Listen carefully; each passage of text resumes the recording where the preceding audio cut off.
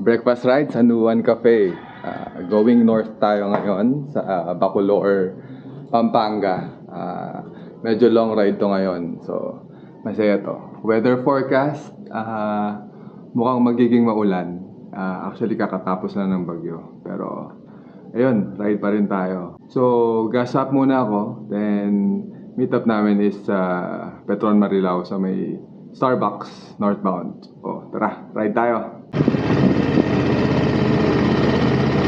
95 po, kuya, full tank. Automatic lang po.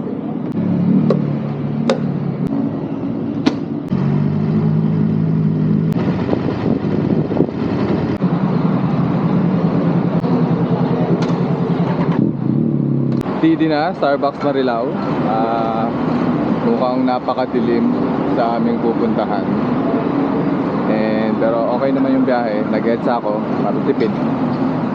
Matipid ng 300. Papunta pa lang ng meet up, sold na ako. Long ride na. Pag long ride, syempre, dala na natin itong buong bahay natin. 35 liters yan, Canyon GV. So nandiyan na lahat. Kapote, yung tools, aso ko, yung rep, nandiyan lahat. So yan, antayin natin yung mga kasama natin. And then antay tayo ng briefing. Magkakape-kape muna ako.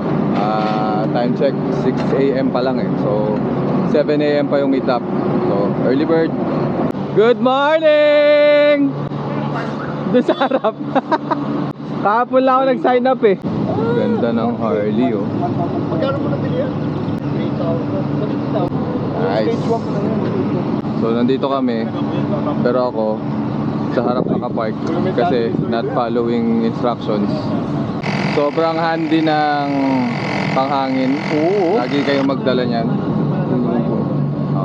Ano ba tong Harley? Napaplat pala to. Lumalambot pala gulong ng Harley.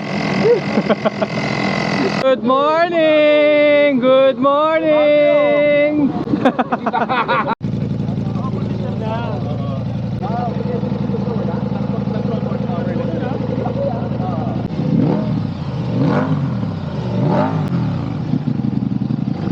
Ourselves in the presence of our Almighty Creator, Heavenly Father, Creator of heaven and earth, we thank you very much for our fair weather today as we gather and travel to our destinations for our meals.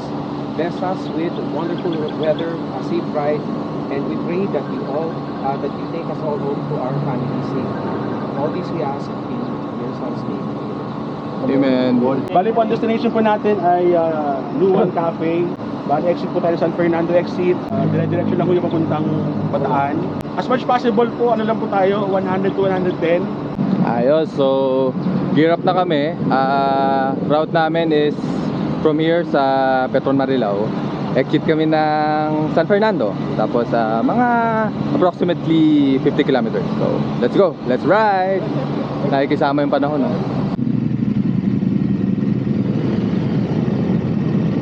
Ito na ako sa harap.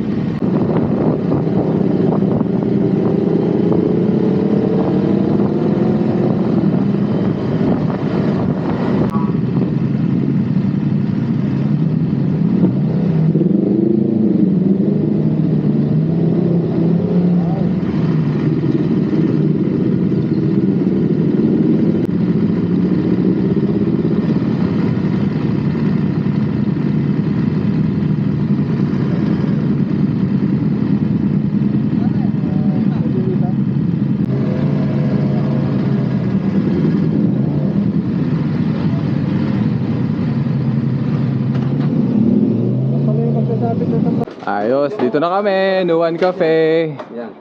So yung mga motor namin, parking. Tapos pasok tayo sa loob. Para siyang meron siyang mga accommodation eh. Ayan o, ito yung baba. Ayan.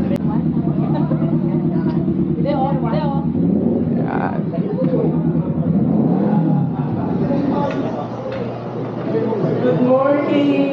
Good morning! Ganda dito! Ganda dito! Bar nila. Ayan, dito kami sa second floor. Picture lang. Sige.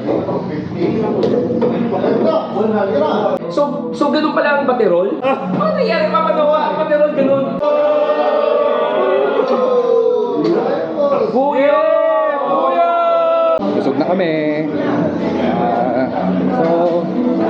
Sobrang ganda ng place. Ano, trabaho? Oo. Kunin ko yung banner. Ayan, sobrang ganda ng place. Ito siya. Oh. Tapos, parang merong papasok sa loob. Ito yung mga motor namin. Ayan. So,